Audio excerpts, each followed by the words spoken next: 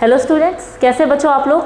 अभी अपन जो पढ़ रहे हैं some basic concept of chemistry पढ़ रहे थे, जिसके अंदर हम लोगों ने बच्चों लास्ट में क्या पढ़ा था, एटॉमिक वेट के बारे में, कि एटॉमिक वेट को किस तरह से आप लोग कैलकुलेट करोगे। अब जो बच्चों अपन स्टार्ट कर रहे हैं, एटॉमिक वेट को कैलकुलेट करने के दो तरीके हम लोग देख चुके थे। आज जो बच्चों डिस्कस कर रहे हैं वो हम थर्ड लॉ डिस्कस करेंगे, जिसको अपन क्या कहते हैं, लॉ ऑफ आइसोमॉर्फिज्म।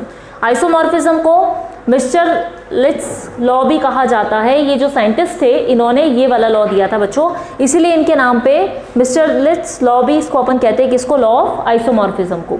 अब लॉ ऑफ आइसोमॉर्फिज्म क्या कहता है बच्चों, ये क्या बताता है, ये अपन को बताता है आइसोमॉर्फस सब्सटेंस के बारे में। तो पहले आपको ये तो पता होना चाहिए कि आइसोमॉर्फस सब्सटेंस असल में होते क्या चीज़ है, ठीक है। आइसोमॉर्फस सब्सटेंस अपन क्या बताएंगे, ऐसे क्रिस्टल्स जिनका सेम शेप और साइज है। बात समझे, ऐसे क्रिस्टल जिनका साइज भी सेम है और शेप भी सेम है, ठीक है। और ये क्या होते हैं बच्चों, ये saturated solution of each other, एक दूसरे के सॉल्यूशन में ही तैयार हो जाते हैं। मतलब ऐसे दो क्रिस्टल जो कि एक दूसरे के सॉल्यूशन में प्रिपेयर किए जा सकते हैं, उनको अपन क्या कहते हैं, आइसोमॉर्फस सब्सटेंस। बात समझ में आई। जैसे कि अपन एग्जांपल लेते हैं H2SO4 और K2CrO4। अगर आप खुद देखो तो इन दोनों की वैलेंसी इक्वल है, हाँ कि नहीं। H2SO4 वैसे K2CrO4 ये ग्रुप साथ में, उसके बाद KClO4 KMnO4। बात समझ में आई। तो यहाँ पे अपन क्या कह रहे हैं, ऐसे सब्सटेंस जिसकी क्या कर रहे हैं अपन, उसके क्रिस्टल्स जो बनेंगे, दो टाइप के क्रिस्टल बनेंगे और दोनों के शेप और साइज एक जैसे होंगे, दिखने में सिमिलर होंगे बच्चों। और दिखने में सिमिलर होने के बाद क्या करते हैं, एक दूसरे के सॉल्यूशन में तैयार हो जाते हैं। एक दूसरे के सॉल्यूशन में मिक्स करके रखोगे तो दोनों के क्रिस्टल बन जाएंगे। बात समझ में आई। दोनों के क्रिस्टल अपन को मिलेंगे, दोनों कंपाउंड के, तो ऐसे सब्सटेंस को अपन क्या कहते हैं, आइसोमॉर्फस सब्सटेंस कहते हैं। एग्जांपल अपन ने देख लिया बच्चों यहाँ पे, बात समझ गए। अब क्या कह रहे हैं अपन, यहाँ पे क्या करते हैं, लॉ ऑफ आइसोमॉर्फिज्म क्या कहता है, mass of both element are in ratio of atomic mass. मतलब यहाँ पे अपन बता रहे हैं कि दो एलिमेंट आ गए ना, यहाँ पे दो टाइप के सब्सटेंस है तो दो क्रिस्टल तैयार हो रहे हैं। इसका मतलब एलिमेंट कितने हो गए बच्चों आपके पास, दो। तो अपन यहाँ पे क्या कह रहे हैं, दो एलिमेंट ले लिया अपन ने, ए और बी। इन दोनों का जो मास होगा, जो कि किससे मिलेगा, किसी और क्या मिलेगा, दूसरे एलिमेंट से मिलकर कुछ ना कुछ बना रहा होगा। बात समझे। अपन ने क्या बोला बच्चों, ये दो एलिमेंट अपन ले लेते हैं इनके अंदर, तो अपन क्या कहते हैं, यहाँ पे कोई भी दो एलिमेंट हो गए ए एंड बी। बात समझ गए। ए और बी टाइप के दो एलिमेंट आपके पास आए, तो ये क्या कहता है, ये दोनों एलिमेंट का जो रेशो होगा इनका एटॉमिक मास का, वो सेम होगा। बात समझे। ए वाले का एटॉमिक मास जो दूसरे से जुड़ेगा, बी वाले का एटॉमिक मास जो किसी दूसरे से जाके जुड़ेगा, इन दोनों के मास का रेशो इक्वल हो जाता है इनके एटॉमिक मास के रेशो से। वही लॉ ऑफ आइसोमॉर्फिज्म कहता है। बात समझ गए। बात समझ में आई। ए और बी दो एलिमेंट है, इन दोनों एलिमेंट का मास और इसका एटॉमिक मास, इन दोनों के मास का रेशो क्या होता है बच्चों, सेम होता है। बात समझे। वो किसी तीसरे के साथ जुड़ेंगे तो इनके कैसे जुड़ेंगे, सेम रेशो में जुड़ेंगे वो, ठीक है। ए के मास है ना, ए एलिमेंट का मास और बी एलिमेंट का मास इनके एटॉमिक मास से क्या होगा, रेशो की फॉर्म में रहेगा और अपॉन में रहेंगे ये। बात समझ में आ गई। यही इनका लॉ है, यही लॉ ऑफ आइसोमॉर्फिज्म हमको समझाता है। आइसोमॉर्फस सब्सटेंस हमें समझ में आ गए, ऐसे पदार्थ या ऐसे सब्सटेंस हो गए बच्चों जो क्या करते हैं, एक दूसरे के सॉल्यूशन में इनके क्रिस्टल तैयार हो जाते हैं। बात समझ में आई। ये दोनों कंपाउंड एक साथ रखोगे तो इन दोनों के सॉल्यूशन में दोनों के क्रिस्टल तैयार हो जाएंगे आपको, ठीक है। तो ऐसे सब्सटेंस को हमने क्या कहा, आइसोमॉर्फस सब्सटेंस कहा।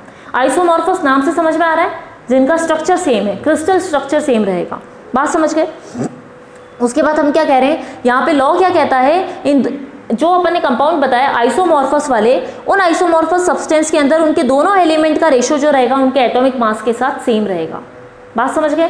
इनका रेशो जैसे अपन ने ए और बी का रेशो देखा, उनके एटॉमिक मास के साथ सेम हो जाता है, इस तरीके से निकालते हैं। और वो रेशो जो कि किसी तीसरे से जुड़कर ये कोई कंपाउंड बनाएंगे तो, ठीक है। और इनकी वैलेंसी अपन बताएंगे एलिमेंट्स की, वो भी क्या होती है बच्चों, सेम होती है। जैसे मान लो यहाँ पे H2SO4 है, ये K2SO4 है। यहाँ पे अपन ने बताया KClO4 KMnO4, वैलेंसी सेम चल रही है इनकी वैलेंसी सेम रहती है, इसलिए क्या करते हैं, ये सेम रेशो में रहते हैं और उसी रेशो में उसी मास के साथ ही दूसरे एलिमेंट से जाके जुड़ जाते हैं। बात समझ गए। ये हो गया लॉ ऑफ आइसोमॉर्फिज्म। अब अपन चलते हैं बच्चों सेकेंड वाले लॉ पे, atomic mass from vapour density of chloride. अब आपको यहाँ पे क्या करना है, फोर्थ वाले लॉ में आपको एटॉमिक मास निकालना है। अपन क्या कर रहे हैं बच्चों, एटॉमिक मास का ही तो डिटर्मिनेशन कर रहे हैं। एटॉमिक मास निकालना है हमको, किससे निकालेंगे, यहाँ पे हम वेपर डेंसिटी ऑफ क्लोराइड। अगर आपको बच्चों याद हो, अपन ने पिछले लेक्चर्स में पढ़ा था, हम क्या बात करते थे, मॉलिक्यूलर वेट से अपन क्या कर सकते हैं, वेपर डेंसिटी निकाल लेते थे। अगर मॉलिक्यूलर वेट निकालना है आपको तो क्या करो, मल्टीप्लाई कर दो वेपर डेंसिटी से। और अगर वेपर डेंसिटी निकालनी है तो मॉलिक्यूलर वेट को 2 से डिवाइड कर दो। अब मॉलिक्यूलर वेट को 2 से डिवाइड कर दो तो वो आपकी वेपर डेंसिटी आ जाती है। अब यहाँ पे क्या कह रहा है, क्लोराइड की वेपर डेंसिटी हमको गिवन है, ठीक है, उससे हम क्या निकालेंगे बच्चों, एटॉमिक मास निकालेंगे। बात समझ गए, वेपर डेंसिटी क्लोराइड की, उससे हमें एटॉमिक मास निकालना है। मॉलिक्यूलर वेट निकालने का फॉर्मूला क्या होता है, atomic weight of mass plus 35.5, मतलब क्लोरीन का एटॉमिक मास को प्लस कर देंगे, m के एटॉमिक मास को प्लस करेंगे। ये देखना बच्चों, ये चीज़ समझने के लिए पहले आप ये समझो कि यहाँ पे अपन ने बात करी एटॉमिक मास अपन किसका निकाल रहे हैं, कह क्या रहा है बच्चों, ये समझो पहले। फोर्थ वाला जो अपन पॉइंट ले रहे हैं वो पॉइंट हमें क्या बता रहा है, क्लोराइड की वेपर डेंसिटी से एटॉमिक मास निकालना। बात समझ गए। अब एटॉमिक मास किसका निकालोगे, वो एलिमेंट का जो जुड़ा हुआ है, किससे, क्लोरीन से जुड़ा हुआ होगा। अब क्लोरीन से जुड़ेगा, एग्जाम्पल ले लिया हमने एम कोई मेटल हो सकता है, कोई भी पदार्थ हो सकता है, तो हमने कहा कोई भी मेटल जो कि एम होगी। मेटल क्यों बोला बच्चों, क्योंकि यहाँ पे क्या करेगा, वो ही जुड़ेगा क्लोरीन से जो कि इलेक्ट्रॉन देता होगा। क्लोरीन इलेक्ट्रॉन लेता है तो सीधी सी बात है देने वाला जुड़ेगा, और देने वाले को हम क्या कहते हैं, मेटल। बात समझ गए। तो एनी मेटल उसको कैपिटल एम से बता दिया। क्लोरीन आ गया बच्चों यहाँ पे, और एक्स मतलब एक्स इसकी वैलेंसी, भाई कितने क्लोरीन जोड़ेंगे वो हमको पता नहीं है, तो हमने उसको वैलेंसी से बता दिया। अब बच्चों मॉलिक्यूलर वेट आप इस पूरे का निकालोगे तो सबसे पहले क्या लोगे, एटॉमिक वेट लिखोगे मेटल का, प्लस एटॉमिक वेट किसका लेंगे, क्लोरीन का, और एक्स अपन ने लिखा है, एक्स मतलब कितने भी हो सकते हैं, 2, 3, 4। बात समझे क्या, ये तो दिया हुआ होगा, गिवन होगा अपने पास। अभी अपन यहाँ पे काउंट कर रहे हैं ना, और नहीं दिया हुआ हो तो कैसे निकालोगे वो भी अपन देखेंगे, फाइंड आउट कैसे करोगे बच्चों, ठीक है। नहीं दिया हुआ हो तो कैसे निकालोगे वो भी देख रहे हैं ना, अपन एक्स का वैल्यू निकाल सकते हैं। क्वेश्चन में नहीं दिया हुआ हो तो हम इसको वैलेंसी निकाल लेंगे, वैलेंसी कितनी है इसकी। जैसे मान लो MCl2 हो सकता है, MClO4 हो सकता है, Cl4 हो सकता है, Cl1 हो सकता है, जैसे HCl बनता है ना, HCl बनता है, CaCl2 बनता है, तो कितने Cl है वो हमको पता नहीं है बच्चों, हमको कैलकुलेट करना है वो। बात समझे। अब यहाँ मॉलिक्यूलर वेट निकालने के लिए हमारे पास फॉर्मूला यही रहेगा, इंटू में एक्स रहेगा, तो एक्स को मैंने इसके साथ लिख दिया। एटॉमिक वेट इजिकल टू क्या होता है बच्चों, equivalent weight into valency. Atomic weight हमारे पास है नहीं मेटल का, तो हम इसको इस तरीके से निकाल सकते हैं। इक्विवेलेंट वेट हम पढ़ के आए अच्छे से, कैपिटल ई से बताते हैं, और वैलेंसी को हमने एक्स से बता दिया, ठीक है। अब मॉलिक्यूलर वेट निकालने के लिए बच्चों इसको क्या लिख दिया, इस तरीके से लिख सकते हो, E into x plus 35.5। Atomic weight की जगह अपन ये वाला लिख सकते हैं बच्चों, वैल्यू रख दिया। बात समझे मेरी। मॉलिक्यूलर वेट निकालने का फॉर्मूला क्या हुआ, एटॉमिक वेट निकालो मेटल का, एटॉमिक वेट लो क्लोरीन का, और उसकी वैलेंसी से मल्टीप्लाई कर दो। इतना क्लियर है बच्चों। अब आपको पता है एटॉमिक वेट जो है वो किससे निकलता है, वो इस फॉर्मूले से निकल सकता है। तो एटॉमिक वेट की जगह पे ये पूरा फॉर्मूला पुट कर दो, ये जैसे हमने यहाँ पे किया। और हमें पता है मॉलिक्यूलर वेट जो होता है वो किसके इक्वल होता है, 2 इंटू वेपर डेंसिटी के। तो मॉलिक्यूलर वेट की जगह ये रख दो, इधर यहाँ पे अपन ने वैल्यू रख दिया, तो क्या होगा, एक्स कॉमन बाहर, ई प्लस 35.5 हो जाएगा, हाँ कि नहीं, ठीक है। अब अपन को पता है बच्चों यहाँ पे, तो x का वैल्यू निकालने के लिए क्या हो जाएगा, 2 इंटू वेपर डेंसिटी ऊपर आ जाएगी, और ये अपॉन में चला जाएगा। ये हो गया फॉर्मूला अपना। बात समझ में आ गई बच्चों, ठीक है। इतना क्लियर है कैसे हुआ। अब अपन क्वेश्चन पे आ जाएंगे, ताकि क्वेश्चन से हमें और भी क्लियर हो जाएगा। बात समझ गए। क्या दिया हुआ है बच्चों, वेपर डेंसिटी क्लोराइड की दी हुई है, उससे आपको क्या निकालना है, एटॉमिक मास निकालना है। किसका, जिसका आप किसी भी एलिमेंट का निकालोगे जो क्लोरीन से जुड़ा हुआ होगा, उसका हम इस फॉर्मूले के थ्रू, इससे अपन क्या निकाल सकते हैं, वैल्यू निकाल सकते हैं फॉर्मूले में रख के। कैसे निकालते हैं, एग्जांपल लेते हैं हम, ठीक है। अब बच्चों अपन आ जाते हैं इस पर, वापस से बता रही हूँ मैं, ठीक है। यहाँ पे देख लेते हैं क्वेश्चन एक बार देख लो अच्छे से, ठीक है। ये समझ में आ गया सारा एटॉमिक मास वाला। अब यहाँ पे चलते हैं अपन इसके क्वेश्चन पे। क्वेश्चन क्या बोल रहा है बच्चों, ऑक्साइड ऑफ एलिमेंट कंटेन इतना % ऑक्सीजन, वेपर डेंसिटी क्लोराइड की दे दी आपको, एटॉमिक वेट पूछा है किसका, एलिमेंट का एटॉमिक वेट पूछा है।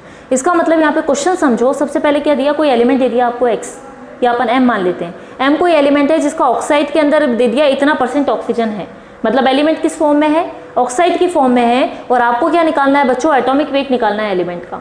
उसको निकालने के लिए सबसे पहले क्या करोगे, एलिमेंट का वेट तो पता हो। बात समझे। एटॉमिक वेट निकालने के लिए एलिमेंट का वेट तो हमें पता होना चाहिए, कितना एलिमेंट प्रेजेंट है।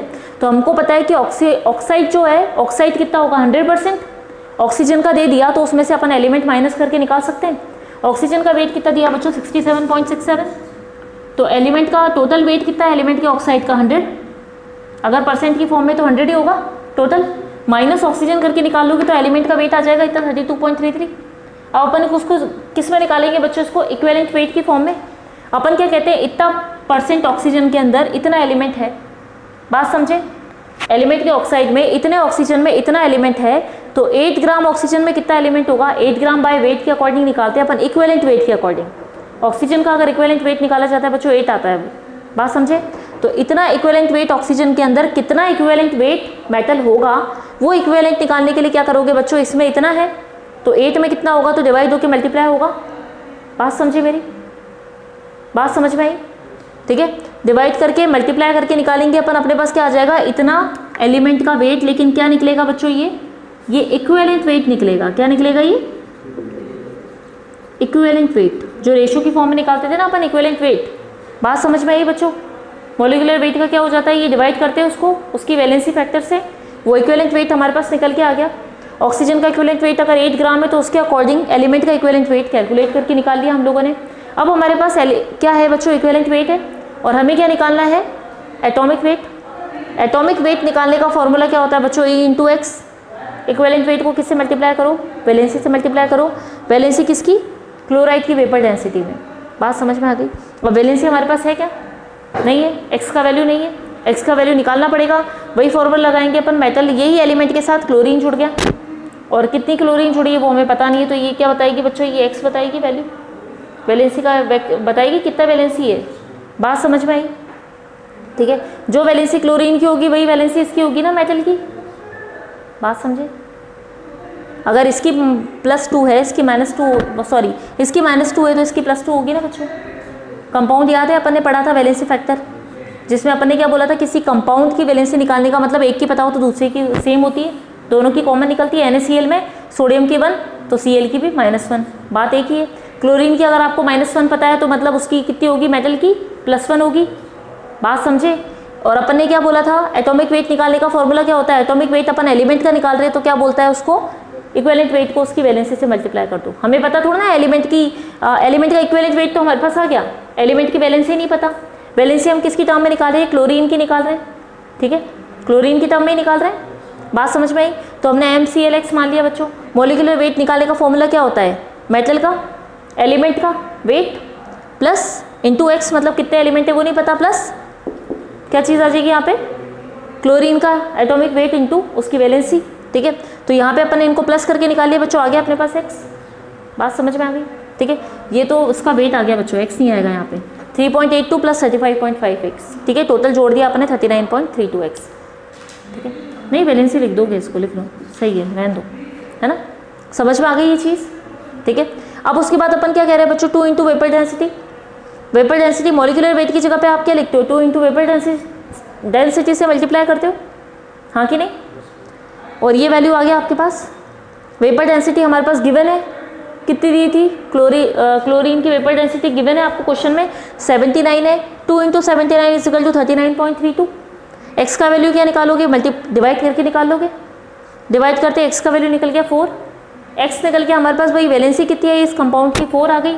मतलब आपके एलिमेंट की भी वैलेंसी कितनी हो गई, 4 हो गई। 4 होते ही आप उसको उसके इक्विवेलेंट वेट से मल्टीप्लाई करके निकाल लोगे। एटॉमिक वेट कितना आएगा एलिमेंट का, कितना आ गया बच्चों, 15.28।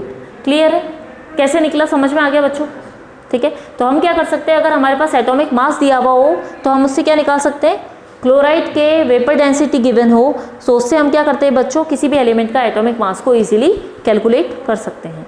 कैसे करेंगे, न्यूमेरिकल से समझ में आ गया। आगे चलें, कन्फ्यूजन है कोई, एक बार पढ़ के देखना, इसको नहीं समझ में आता फिर पूछना, ठीक है। किसका, थर्ड वाले का न्यूमेरिकल कुछ भी नहीं है, रेशियो में लिखना है बस अपन को, है ना।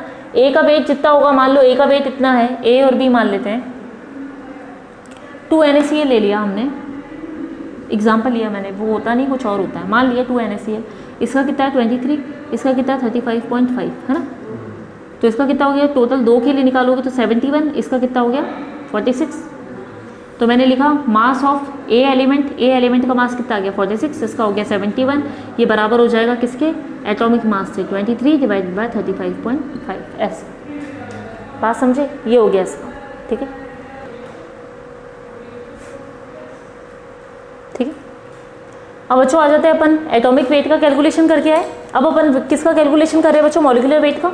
मॉलिक्यूलर वेट का कैलकुलेशन करने के 2 मेथड है बच्चों, जिसमें पहला मेथड क्या आता है, मॉलिक्यूलर वेट को अपन किसके थ्रू निकाल सकते हैं, वेपर डेंसिटी की टर्म में, ठीक है। सीधी सी बात है, वो हम पहले ही पढ़ के आए थे। मॉलिक्यूलर वेट निकालने का फॉर्मूला क्या होता है, 2 × वेपर डेंसिटी, पेपर डेंसिटी को 2 से मल्टीप्लाई कर दो, ये आपका मॉलिक्यूलर वेट निकल गया। सेकंड क्या आता है बच्चों, डिफ्यूजन मेथड आता है, गैसेस के लिए काम में आता है। ग्राहम का मेथड है डिफ्यूजन मेथड, ठीक है। वो डिफ्यूजन मेथड सिर्फ गैस के लिए काम में लिया जाता है क्योंकि गैस इजीली डिफ्यूज होती है। बात समझ में आई? तो rate of diffusion is directly proportional to 1/√, molecular weight. इतना मॉलिक्यूलर वेट निकालोगे आप उसका, मतलब जितना कम मॉलिक्यूलर वेट होगा उतना डिफ्यूजन ज़्यादा होगा। हल्की गैसें इजीली मिक्स हो सकती हैं, भारी गैसों को मिक्स होने में क्या लगता है बच्चों, टाइम लगता है। बात समझ में आई? जो लाइट गैसेस है वो क्या होंगी, हाईली एक्टिव होंगी। जो हैवी वाली गैसेस होंगी वो क्या होंगी बच्चों, उनका डिफ्यूजन, रेट ऑफ डिफ्यूजन मतलब मूवमेंट की रेट जो होगी वो क्या होगी, कम होगी। ये ऑटोमेटिक है, ठीक है। उसके अकॉर्डिंग अपन ने बता दिया rate of diffusion is directly proportional to 1 molecular weight, और वो भी अंडर रूट मॉलिक्यूलर वेट, मतलब इतना कम मॉलिक्यूलर वेट चाहिए। बात समझ गए? R1/R2 की फॉर्म में लिख सकते हैं। अगर 2 एटम के लिए निकालनी है अपन को, 2 गैसेस के लिए निकालनी है बच्चों, तो 2 गैसेस के लिए R1/R2 लिख सकते हैं। Rate of diffusion directly proportional किसकी हो जाएगी, M1/M2। पहले वाले के लिए अपॉन में M1 और दूसरे वाले के लिए अपॉन में जाएगा तो क्या हो जाएगा, उल्टा हो जाएगा वैल्यू। बात समझ गए? तो ये अपन रेट ऑफ डिफ्यूजन के थ्रू मॉलिक्यूलर वेट निकाल सकते हैं। क्लियर? अब चलते हैं बच्चों अपन नए टॉपिक पे, जिसको हमने क्या कहा, प्रिसीशन एंड एक्यूरेसी, ठीक है। प्रिसाइशन कहते हैं अपन, ठीक है। प्रिसाइज वैल्यू, नाम सुना है आपने, प्रिसाइज होना किसी चीज़ का एक्यूरेट होना। हम कहते हैं ना कोई चीज़ जो है वो क्या होनी चाहिए बच्चों, एक्यूरेट होना चाहिए या प्रिसाइज वैल्यू होनी चाहिए। हम कहते हैं बार बार प्रिसाइज या प्रिसीजन का मतलब क्या होता है, ये क्या लिखा बच्चों मैंने यहाँ पे, closeness of the set of value. मतलब मान लीजिए कोई चीज़ है आपके पास और उसके आपके पास क्या है, अलग अलग सेट हैं, तो उस सेट के जितना पास होंगे आप, वो क्या कहलाएगा, आपका प्रिसाइज वैल्यू कहलाएगी, ठीक है। और closeness to a single value, एक सिंगल वैल्यू के बिल्कुल पास चीज़ अपन बता रहे तो अपन क्या कहेंगे, ये वैल्यू एक्यूरेट है। बात समझे?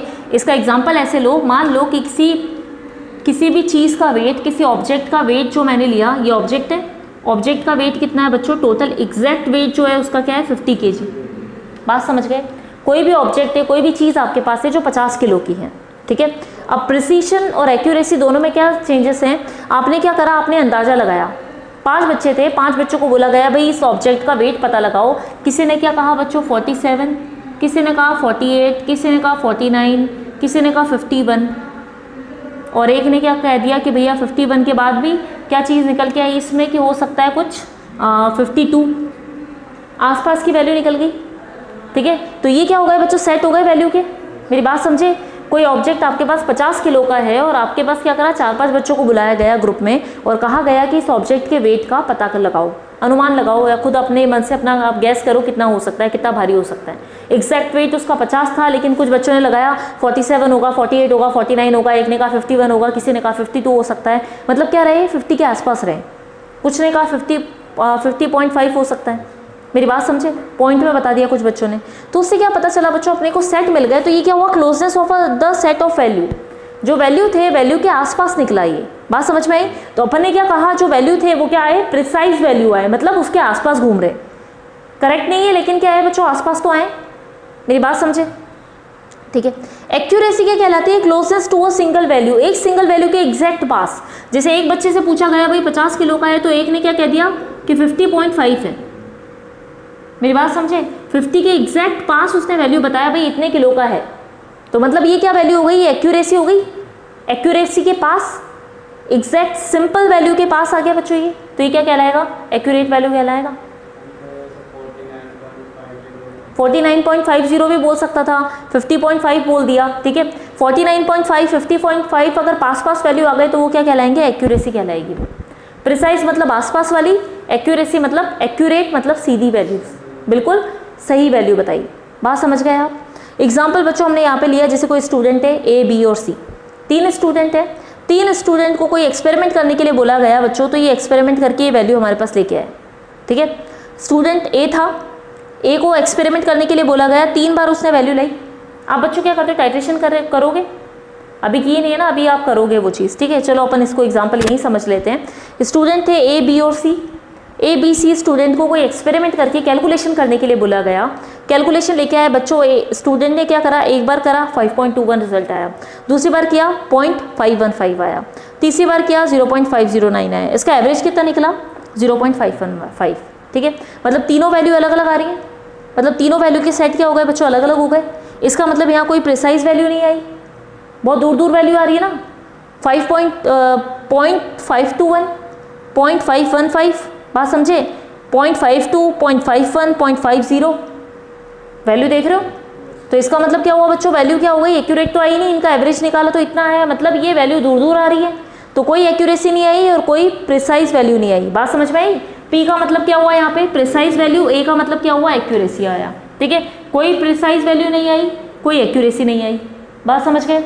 अब सेकंड वाले में बात करते हैं अपन, तो वैल्यू कितनी निकल के आ रही है, देखो बी ने जब एक्सपेरिमेंट किया तो इसकी वैल्यू कितनी आई, 0.51, 0.51, 0.51, मतलब यहाँ पे अगर आप देखो तो एवरेज किस में आ रहा है, 51 में ही आ रहा है। इसका क्या था 0.52, 51, 50, 50, 51, 52, मतलब अलग ही वैल्यू ले गया वो। अगर पॉइंट हटा दिए जाएँ, अगर मैं लूँ 50, 51, 52 आ जाए तो वैल्यू अलग हो गए, लेकिन इसका वैल्यू आप देखोगे तो 51, 51, 51 ही है, पॉइंट हटा दिया जाए तो, मतलब आसपास ही वैल्यू आ रहे हैं बच्चों। बात समझे। फिर भी अपन क्या कहेंगे, इसका एवरेज कितना निकला, 515। ठीक है, तो यहाँ पे क्या कहा गया कि प्रिसाइज वैल्यू तो है, मतलब सीधी वैल्यू के आसपास तो है, लेकिन एक्यूरेट नहीं है। मेरी बात समझ में आई। प्रिसाइज वैल्यू है बच्चों, लेकिन एक्यूरेट नहीं है। ये पॉइंट क्लियर हो गया। अब थर्ड वाले पे चलते हैं, तो थर्ड वाले में आप देखो, थर्ड वाले बच्चे ने, सी स्टूडेंट ने, तीनों वैल्यू बच्चों एक ही लाइन में रखी है लगभग। कितना आप देख सकते हो, एरर कम है यहाँ पे, 0.521, 520, 520, उसका एक्सपेरिमेंट बार बार एक ही वैल्यू पे आया, उसका कैलकुलेशन एक ही वैल्यू पे आया कि भाई 3 बार करके देखा उसने, 3 बार वैल्यू, उसका क्या हुआ बच्चों, सेम सेम ही रहा। एक बार एरर आया, 2 बार सेम वैल्यू आई, इसका मतलब इसने एक्सपेरिमेंट सही तरीके से किया। मेरी बात समझे। कैलकुलेशन इसका परफेक्ट था बच्चों, तो एवरेज भी इसका इक्वल आया। इसका मतलब इसका प्रिसाइज वैल्यू भी थी बिल्कुल पास पास, और एक्यूरेट वैल्यू आ गई इसकी सीधी, एवरेज निकलती इसकी एक्यूरेट वैल्यू निकल गई। बात समझ में आई बच्चों। तो ये जो सेट ऑफ वैल्यूज़ हैं जो कि आसपास हैं, क्लोजनेस है मतलब राइट वैल्यू के, ठीक है, तो वो क्या कहलाया, आपका प्रिसाइज वैल्यू आ गई है, और एक्यूरेट, इनका एवरेज निकाला गया तो एक्यूरेट वैल्यू आपके पास एक ही सिंगल वैल्यू के आसपास आ गई, वो आपका क्या हो गया बच्चों, एक्यूरेट वैल्यू आ गई। इसका मतलब यहाँ पे प्रिसाइज वैल्यू भी है, इसका मतलब यहाँ पे एक एक्यूरेट वैल्यू भी है। मेरी बात समझ में आई सभी को। प्रिसाइज एंड एक्यूरेसी क्या होती है बच्चों, उसको समझने के लिए हम यहाँ पे एक और टर्म काम में लेके आते हैं, जिसको हम कहते हैं सिग्निफिकेंट फिगर। प्रिसाइज वैल्यू और एक्यूरेसी को समझने के लिए उसको और भी सही तरीके से बताना हो आपको, तो आप किस टर्म में बता सकते हो बच्चों, सिग्निफिकेंट फिगर की फॉर्म में बता सकते हो। वो आपको एग्जैक्ट वैल्यू बताती है, सिर्फ प्लस माइनस का एरर होता है एक का, उसको अपन सिग्निफिकेंट वैल्यू से बताते हैं। इसको नंबर भी बता सकते हैं, सिग्निफिकेंट डिजिट भी हो सकता है अपना। अब सिग्निफिकेंट फिगर निकालने के लिए क्या होता है बच्चों, सारे सर्टेन डिजिट जो आपको लग रहे हैं कि पॉसिबल है, वो सभी पॉसिबल वैल्यूज़ को लेने के बाद एक क्या हो सकता है, डाउटफुल डिजिट हो सकता है आपका। मेरी बात समझ में आई। एक डाउटफुल डिजिट होगा, बाकी सब डिजिट क्या होंगे बच्चों, आसपास होंगे, सर्टेन होंगे। एग्जाम्पल हम लोग ले लेते हैं, जैसे मान लो कोई एक ऑब्जेक्ट, फिर से हमने लिया कोई ऑब्जेक्ट है जिसका वेट कितना है 11.24, बात समझ गए, इतना वेट है इसका। अब अपन क्या कहते हैं, 11.24 है, तो अपन क्या कहते हैं, किसी ने जब इससे पूछा गया भाई कितना वेट है, तो वेट क्या हो गया, एक बार एरर में आ गया 11.23, एक बार एरर में आ गया 11.25, बात समझे। तो यहाँ पे क्या हुआ, सिग्निफिकेंट फिगर का मतलब क्या हुआ कि जो फिक्स डिजिट है वो तो यही है, इसमें क्या हो सकता है, एक वैल्यू प्लस और माइनस हो सकती है, या तो 11.23, मतलब क्या कहेंगे अपन कि स्टार्टिंग के 3 डिजिट तो सेम ही है, 11.2, 11.2, पीछे वाला डिजिट जो है 4th नंबर का डिजिट, लास्ट वाला डिजिट, वो प्लस या माइनस क्या हो सकता है बच्चों, डाउट केस में हो सकता है, उसको हम क्या कहते हैं, अपना सिग्निफिकेंट फिगर। बात समझ गए। जो सर्टेन डिजिट है मतलब जो फिक्स है वो तो सेम ही है, बात समझे, ठीक है। इसका मतलब अपन ने क्या कहा, 0, 5, 1 ये, उसके बाद 4, 5 और 6 लास्ट वाला डिजिट तो चेंज है, उसी को आपने क्या बता दिया, उसी को हमने क्या कहा बच्चों, सिग्निफिकेंट फिगर कहेंगे हम उसको। सिग्निफिकेंट मतलब बिल्कुल करेक्ट फिगर के पास वाला फिगर, बात समझ गए। जैसे आपको पता है कि वैल्यू आपका सही तो ये है, आपका गलती हो सकती है, तो गलती लास्ट डिजिट में वो भी प्लस और माइनस 1 की मानी जाएगी, ज़्यादा नहीं मानी जाएगी। जैसे अपन ऊपर वाले में देखें, ऊपर वाले में तो डिजिट बदल गए, 5150, इसलिए ना प्रिसाइज रहा ना एक्यूरेट रहा, लेकिन लास्ट वालों में तो आ रहा है, ये देखो।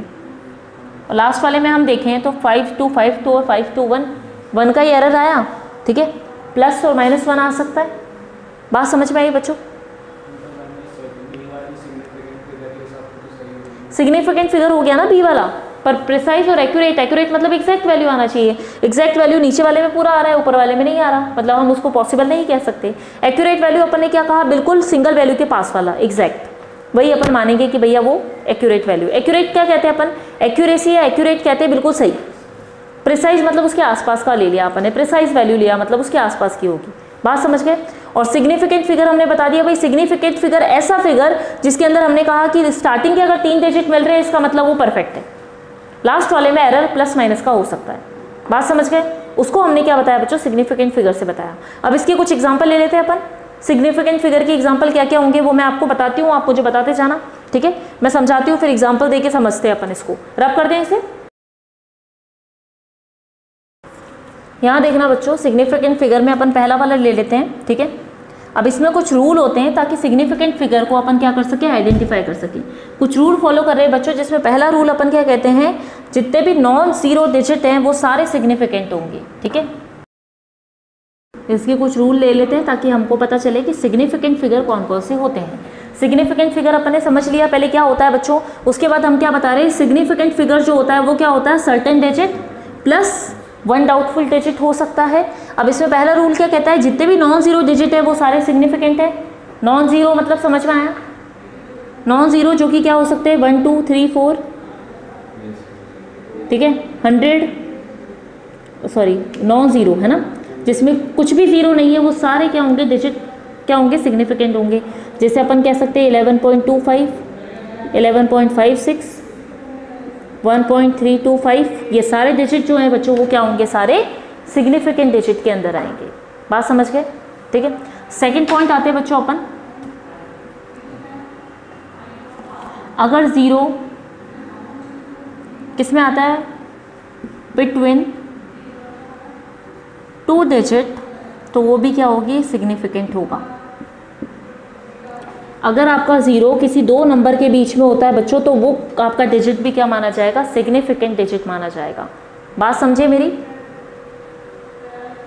किसी भी 2 नंबर के बीच में अगर हमारा जीरो आता है इसका मतलब वो भी सिग्निफिकेंट वैल्यू होगा, ठीक है। जैसे एग्जांपल ये ले लो,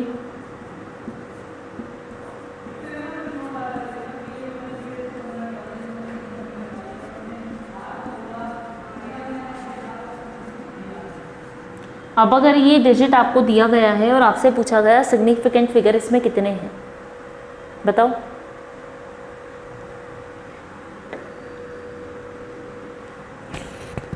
देखो बच्चों, रूल के अकॉर्डिंग चलना है। सबसे पहले क्या कहता है अपना फर्स्ट रूल, क्या कह रहा है, नॉन जीरो डिजिट सिग्निफिकेंट होंगे, मतलब नॉन जीरो वाले जो भी नंबर होगा कितना ही बड़ा होगा वो सारा सिग्निफिकेंट होगा। तो उसमें अगर आपको सिग्निफिकेंट फिगर निकालना पड़े, जैसे एग्जांपल लो यहाँ पे, है ना, मैंने क्या कहा, पहला रूल क्या कहता है बच्चों कि सारे नॉन जीरो डिजिट जो होंगे वो सिग्निफिकेंट होंगे। जैसे मैं ले लूँ 1 2 3 4 5 6 7 8 9, बात समझ गए, ये पूरा डिजिट क्या हो गया, सिग्निफिकेंट डिजिट हो गया।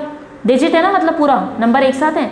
अब इसमें फिगर आपको काउंट करने हो तो आप कैसे करोगे, 1 2 3 4 5 6 7 8 9, तो मतलब significant digit S F dot में बताएंगे अपन तो कितना हो जाएगा बच्चों, ये 9 हो जाएंगे क्योंकि सारे काम के हैं, बात समझे। फिर इसने कहा जीरो बिटवीन 2 डिजिट जो होगा वो क्या होंगे, सिग्निफिकेंट होंगे। अगर कोई 2 नंबर के बीच में जीरो है तो उनको आप क्या करोगे, सिग्निफिकेंट वैल्यू बताओगे। जैसे कि ये लो 1001, इसके सिग्निफिकेंट डिजिट कितने आएंगे बच्चों, सिग्निफिकेंट फिगर कितना आएगा इसमें, इस डिजिट में, इसमें, हाँ 4 डिजिट आएंगे। एसएफ वैल्यू 9 आए क्योंकि 9 नंबर थे, ठीक है। अब अगर ये ऐसा होता तो तब तो एक ही लेते अपन, क्योंकि जीरो आगे आ गया, इसका मतलब जीरो का आगे का को तो वैल्यू नहीं होता। लेकिन अगर 2 नंबर के बीच में जीरो है, जैसे 4 और ये 7, 4007, तो इसका मतलब 2 डिजिट के बीच में 2 ये है, जीरो है, फिर भी अपन इन सबको काउंट करेंगे तो सिग्निफिकेंट फिगर आपका कितना हो गया बच्चों, 4 हो गया, बात समझ गए। इसी तरीके से कितने नंबर होंगे, काउंट करो इसको। इसका हमें अगर सिग्निफिकेंट फिगर निकालना हो तो हम कैसे निकालेंगे बच्चों, कैलकुलेट कर लेंगे, 1 2 3 4 5 6 7 8 9 10 11 12 13 14, तो सिग्निफिकेंट फिगर कितना हो गया, 14 हो गया, बात समझ गए। अब चले अपन नेक्स्ट वाले रूल पे, ठीक है। थर्ड वाले रूल के लिए अपन क्या कहते हैं,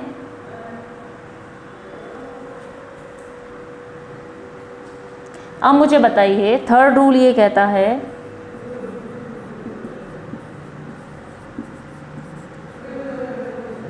इसका सिग्निफिकेंट वैल्यू बताओ बच्चों।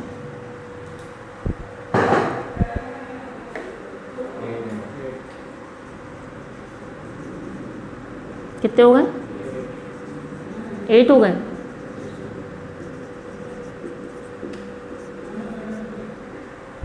जीरो जो होंगे बच्चों लेफ्ट साइड वाले, है ना, लेफ्ट साइड वाले वो क्या होंगे? सिग्निफिकेंट नहीं होंगे। लेफ्ट साइड मतलब आगे वाले, क्योंकि ये क्या हो रहे हैं? नंबर से पहले आ रहे हैं। मेरी बात समझ में आई? राइट साइड वाले होंगे क्या? होंगे ना। लेफ्ट साइड वाले नहीं होंगे बच्चों, क्योंकि लेफ्ट साइड वाले आगे हैं।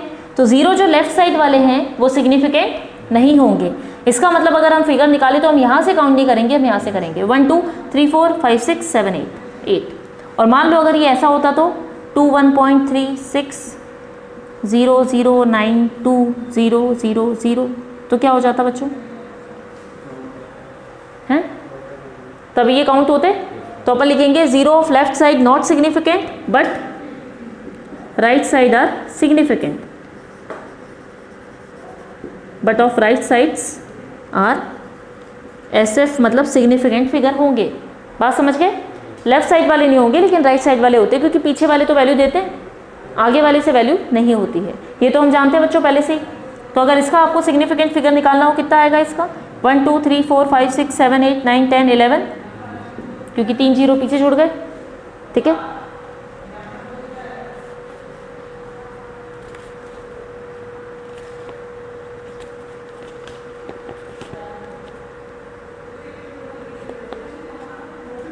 रब कर दो इसको।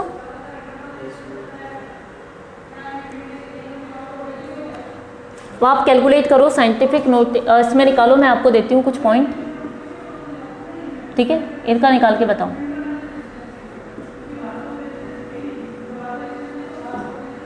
सिग्निफिकेंट फिगर निकाल के बताओ इसके कितने कितने आएंगे।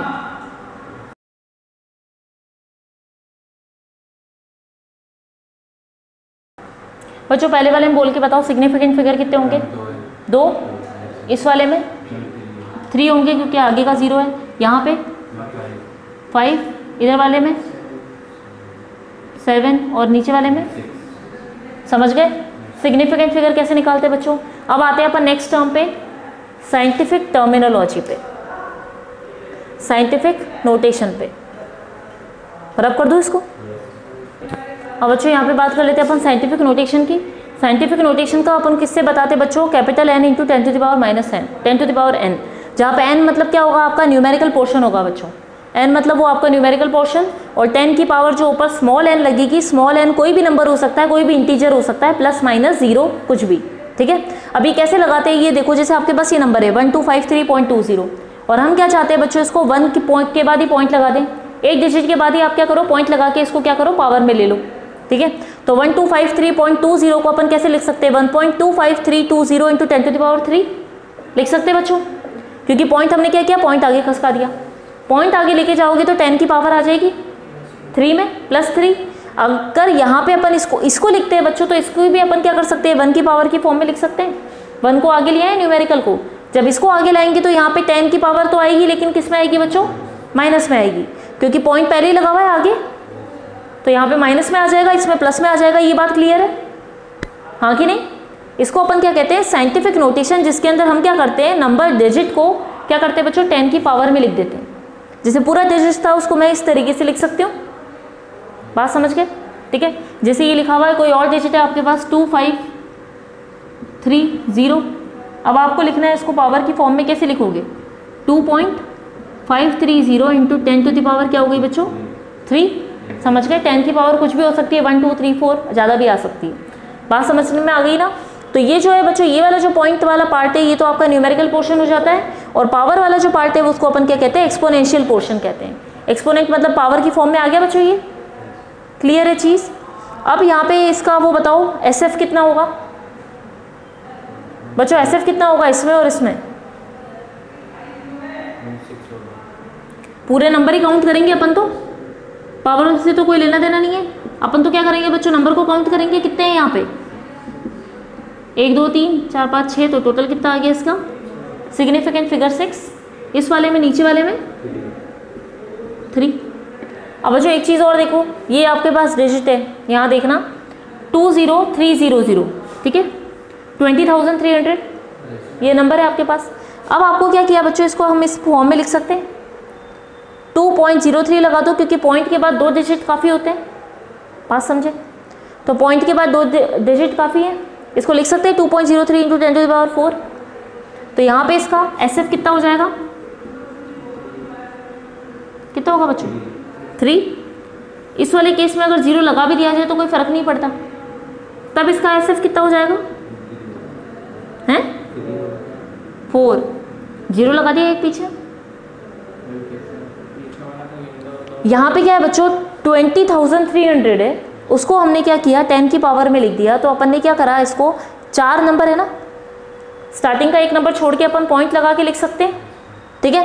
तो यहाँ पे अपन ने क्या किया, 20,300 में यहाँ पे पॉइंट लगा दिया 2 के बाद, और बाकी जो था वो पावर में ले लिया 10 की पावर 4, ठीक है। अब यहाँ पे अपन क्या कर सकते हैं, पॉइंट के बाद क्या होता है बच्चों, 2 डिजिट लिखना इंपॉर्टेंट होता है, उसके बाद आप लिखो चाहे नहीं लिखो कोई फर्क नहीं पड़ता। लेकिन यहाँ पे क्या हो रहा है, सिग्निफिकेंट फिगर बदल रहा है उससे, बात समझे। अगर आप 2 भी लिखते हो, 2.03 लिखते हो तो भी ठीक है, लेकिन सिग्निफिकेंट फिगर 3 रहेगा, तीनों को मिला के। अगर अपन 1 0 बढ़ा देते पीछे, तो हमने कहा था राइट साइड वाला 0 क्या होता है, वैल्यू होती है उसकी सिग्निफिकेंट फिगर में, तो क्या हो जाएंगे 1 2 3 4, सिग्निफिकेंट फिगर 4। एक और 0 बढ़ा दो, वही ऊपर वाला वैसे लिख दो, तब सिग्निफिकेंट फिगर बढ़ जाएगा 2.0300, तो ये 1 2 3 4 5, टोटल सिग्निफिकेंट फिगर कितने हो गए बच्चों इसमें, ये हो गए 5। समझ में आ गए किस तरीके से निकालेंगे अपन, क्लियर है बच्चों इतना। अब आते हैं अपन, जब हम क्या कहते हैं बच्चों, राउंड ऑफ, एक टर्म जो लिखते हो ना बच्चों आप क्या लिखोगे, आप राउंड ऑफ कब करते हैं। राउंड ऑफ देखा था अपन, देख रहे थे कई सारे न्यूमेरिकल में राउंड ऑफ करना पड़ रहा था। तो राउंड ऑफ अपन क्या देखते हैं बच्चों, कि अगर जो लास्ट वाला डिजिट है उसकी पावर क्या हो, वो क्या होना चाहिए 5 से, ये x मतलब लास्ट का डिजिट, ठीक है। लास्ट का डिजिट क्या हो रहा है बच्चों, 5 से क्या है, ज़्यादा है, तो आप क्या करोगे, इसको राउंड ऑफ कर दोगे किसमें, आगे की डिजिट में। अगर आपका वैल्यू कम है तो आप क्या करोगे बच्चों, उसको पीछे की डिजिट में राउंड ऑफ कर दोगे, बात समझे, नहीं समझ में आया। जैसे देखो 1.275, ठीक है, 1.274, अब लास्ट का डिजिट अपना क्या है बच्चों 4, मतलब x की पावर क्या हो गई, सॉरी x मतलब आपका ये लास्ट डिजिट था, x जो है वो क्या है बच्चों 5 से कम है, 5 से कम होने के बाद क्या होगा, ये तो क्या हो जाएगा, आगे बढ़ेगा, है ना। फॉरवर्ड आप क्या करोगे, इसको राउंड ऑफ करोगे फॉरवर्ड में, और ये वाला जो राउंड ऑफ करोगे बच्चों वो बैकवर्ड में करोगे, बात समझे, पॉइंट समझ में आया। राउंड ऑफ करने के 2 तरीके बता दिए। अगर आपका राउंड ऑफ करने वाला x मतलब लास्ट डिजिट जो है बच्चों, अगर 5 से ज़्यादा है, 6 7 8 9 ये हैं 5 से ज़्यादा, जब 6 7 8 9 होते हैं बच्चों तो अपन क्या करते हैं, इसको फॉरवर्ड करते हैं। मान लीजिए अगर आपका 59 है तो वो क्या हो जाएगा 60, 40 नहीं होगा, 50 नहीं होगा वो, है ना। इस केस में जैसे एग्जांपल हम लोग लेते हैं, जैसे 57 है, क्या कर सकते हो, या तो राउंड ऑफ करके इसको 50 बना सकते हो, या राउंड ऑफ करके इसको 60 बना सकते हो। लेकिन कब 50 बनाओगे, कब 60 बनाओगे, 60 मतलब फॉरवर्ड, ठीक है, ये फॉरवर्ड डायरेक्शन, 50 बना रहे हैं इसका मतलब वो बैकवर्ड डायरेक्शन में जा रहा है। फॉर्मूला समझ में आया, ठीक है। अगर आपका x जो है बच्चों 5 से कम है, 5 से ज़्यादा है, 5 से ज़्यादा होने के बाद फॉरवर्ड आगे चलोगे, जैसे 7 है ना, 7 5 से ज़्यादा है आखिरी डिजिट, तो अपन क्या करेंगे 60 कर देंगे। अगर आपका यहाँ पे क्या होता था, 7 की जगह पे बच्चों 4 होता, तो आपका क्या है 5 से कम, तो 5 से कम होने पर पीछे चला जाता, बात समझे। जैसे इसमें है 1.274, यहाँ पे 4 देखोगे तो क्या है बच्चों 5 से छोटा, इसका मतलब क्या करोगे बैकवर्ड, मतलब वो 74 को आप क्या बना दोगे 70, तो क्या हो जाएगा 1.270, और यही क्या होता 9, क्या करते हैं, ये हो जाता 1.280, क्योंकि बढ़ जाता ना, फॉरवर्ड आगे होता। बात समझ में आ गई। राउंड ऑफ कैसे करते हैं अपन, और रूल देख लेते हैं इसके अपन, ठीक है, ये रब कर दो। अब यहाँ पे देख लेते हैं अपन, अभी तक अपन ने देखा कि अगर x क्या होगा, या तो 5 से कम हो या 5 से ज़्यादा हो। अब अगर x 5 हो गया बच्चों, तो यहाँ पे कंडीशन अप्लाई होती है, x अगर 5 होता है, इक्वल होता है 5 के, तो हम क्या देखेंगे, सेकेंड लास्ट डिजिट जो है वो इवन है कि ऑड है। बात समझ में आई। सेकेंड लास्ट डिजिट आप देखोगे बच्चों इवन है कि ऑड है। अगर आपकी सेकेंड लास्ट डिजिट आप लिख दो यहाँ पे, इफ़ सेकेंड लास्ट डिजिट आपकी क्या हो जाए ऑड है, तो आप क्या करोगे, उसको इंक्रीज कर दोगे इंक्रीज हो जाएगा वो बाय 1। ठीक है, अगर आपकी बच्चों नंबर में सेकंड लास्ट डिजिट क्या हो जाए, ऑड हो जाए, तो वो इंक्रीज होगी बाय 1, अदरवाइज वो सेम रहेगा। बात समझ में आई? ठीक है, कैसे इंक्रीज होगा वो देख लेते हैं बच्चों अपन। यहाँ पे अपने क्या करेगा, डिपेंड करेगा इवन नंबर है कि ऑड नंबर है। जैसे आपके पास क्या डिजिट दे रखा है, यहाँ पे लिख देती हूँ मैं 3.35। ठीक है, 3.35 है, हाँ बताती हूँ ना, 3.35 लिखा हुआ है बच्चों। बात समझ गए? अब यहाँ पे अपन को तो पता है ये तो x है, ये क्या है आपका सेकंड लास्ट डिजिट, ये लास्ट है, ये सेकंड लास्ट है, तो हमने इसको एरो बना के बता दिया सेकंड लास्ट। ठीक है, सेकंड लास्ट डिजिट है ये वाली। अब इसको पहचानो ये इवन है कि ऑड है। ये क्या है बच्चों, ऑड है, इसका मतलब नंबर बढ़ेगा, इसका मतलब वो क्या हो जाएगा 3.35 से क्या हो जाना चाहिए 3.40, हाँ कि नहीं? ऐसे ही अपन ने 3.2 वाले का देख लिया। अब अगर ये लिखा था 3.25, 5 तो अपन को पता है 5 क्या है अपना x लास्ट डिजिट, 2 क्या है बच्चों आपका सेकंड लास्ट डिजिट। अब इसको देखोगे आप, ये इवन है कि ऑड है, क्या है ये इवन है, इवन है तो उसको ऐसा कैसे ही रख दो, इसको क्या कर दो 3.20 कर दो। बात समझे? बैकवर्ड फॉरवर्ड लिख दो, अगर ऑड है तो फॉरवर्ड होगा, इवन है तो बैकवर्ड होगा। बात समझ गए?